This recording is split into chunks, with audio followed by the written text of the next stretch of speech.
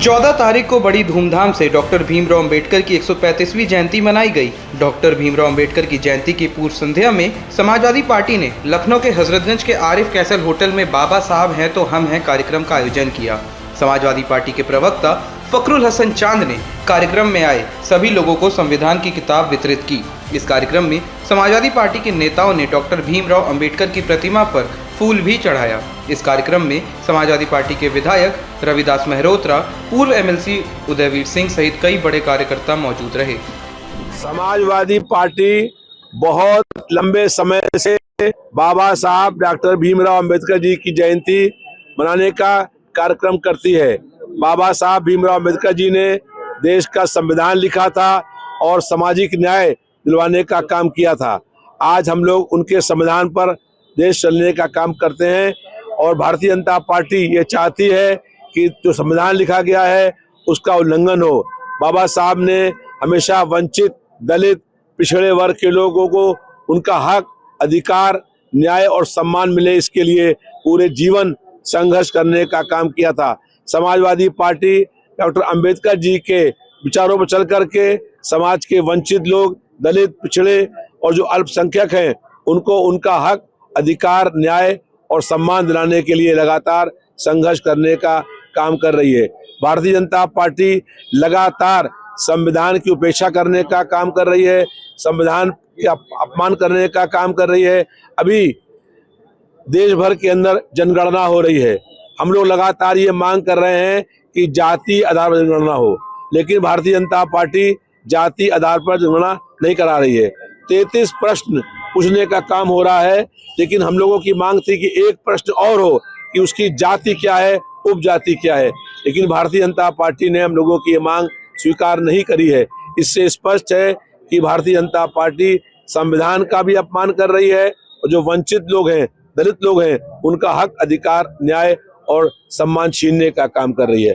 हम लोगों का संकल्प है कि जब तक समाज के वंचित दलित लोगों को उनका हक, अधिकार, न्याय और सम्मान नहीं मिलेगा तब तक हम लोग संघर्ष करने का काम करेंगे। देखिए, समाजवादी पार्टी आज बाबा साहब के जन्मदिन की पूर्व संध्या पे एक संगोष्ठी का आयोजन किया है, जिसका विषय है बाबा साहब हैं तो हम हैं। आज जब संविधान पे हमला है, लोकतंत्र पे हमला है, आरक्षण पे हमला है, तो बाबा साहब के संविधान को, बाबा साहब के दिए हुए आरक्षण के हक को आज पूरा देश याद कर रहा है कि बाबा साहब ने हमें संविधान दिया था। उस संविधान पे भाजपा हमला कर रही है, उस आरक्षण पे भाजपा हमला कर रही है, उस लोकतंत्र पे भाजपा हमला कर रही है। इसलिए समाजवादी पार्टी बाबा साहब के जन्मदिन पे लगातार कार्यक्रम कर रही है, गांव गांव, गली गली जाएगी और बाबा साहब के संविधान को बचाने के लिए पूरे प्रदेश में 12 दिसंबर 1949 जब बाबा साहब इस दुनिया में जिंदा थे, तब भारतीय जनता पार्टी उनके जीते जी उनके पुतले फूक रही थी। जनसंघ था, आरएसएस था। ये भारतीय जनता पार्टी बाबा साहब को ना पहले मानती थी ना आज मानती है। बाबा साहब के आरक्षण को बचाने के लिए, संविधान को बचाने के लिए हमेशा समाजवादी खड़े रहे और आज भी समाजवादी खड़े रहे। आदरणीय अखिलेश यादव जी के नेतृत्व में हमने 2024 में भाजपा को हराया था और यही सवाल था कि संविधान को बचाना है, और आज फिर वही सवाल है कि संविधान को बचाना है। इसलिए समाजवादी पार्टी बाबा साहब हैं तो हम हैं नाम से संगोष्ठी करा रही और ये सवाल जनता के बीच में छोड़ के जा रही है। आज का जो दौर है, उस दौर में बाबा साहब की जयंती के दिन ये विषय और प्रासंगिक हो गया है, क्योंकि आज संविधान पे हमला हो रहा है। जो बाबा साहब ने एक कानूनी ढांचा तैयार करके इस देश को दिया था, जिसके तहत पीड़ित, वंचित, शोषित, गरीब से गरीब, कमजोर से कमजोर व्यक्ति के साथ न्याय हो सके, उसको सम्मान मिल सके, समाज में उसको शिक्षा, रोजगार, राजनीतिक, आर्थिक, सामाजिक भागीदारी में उसकी काबिलियत के हिसाब से, उसके अधिकार के हिसाब से उसे सम्मान मिल सके, उसे हिस्सा मिल सके, उस पूरी व्यवस्था पे हमला हो रहा है। आज के समय ऐसी संस्थाएं पंगु हो गई जिनके बारे में जिनको लोग ईश्वरीय ताकत से देखते थे, ईश्वरीय विश्वास के साथ देखते थे। चुनाव आयोग, जो टीएन शेषन साहब ने इस चुनाव आयोग की साख को खड़ा किया था, उसको आज के मुख्य चुनाव आयुक्त ज्ञानेश गुप्ता ने बुलडोज कर दिया, तहस नहस कर दिया। दुर्भाग्यपूर्ण है कि अदालतें भी उसको नहीं रोक पा रही। लोकतंत्र का मूल आधार है इलेक्शन।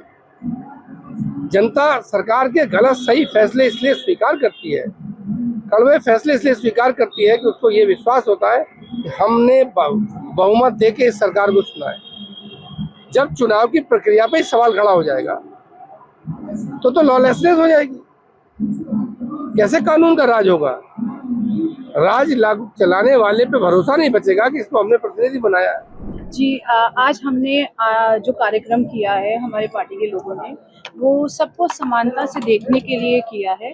जैसे कि आप सब जानते हैं कि बीजेपी में दलित बेटियों के साथ कितना अत्याचार हो रहा है सरकार में, और हमने सब जातियों को लेकर, जिस तरीके से बीजेपी सब जातियों को बांटने का काम कर रही है, हर धर्म को बांटने का काम कर रही है, तो हम चाहते हैं कि जो पीडीए हमारी सरकार, जो हमारी पार्टी पीडीए का जो फॉर्मेशन किया है, वो मुझे लगता है कि बाबा साहब भीमराव अम्बेडकर जी के सिद्धांतों को लेकर उनकी बेटी के रूप में हमने उसे जन्म दिया है।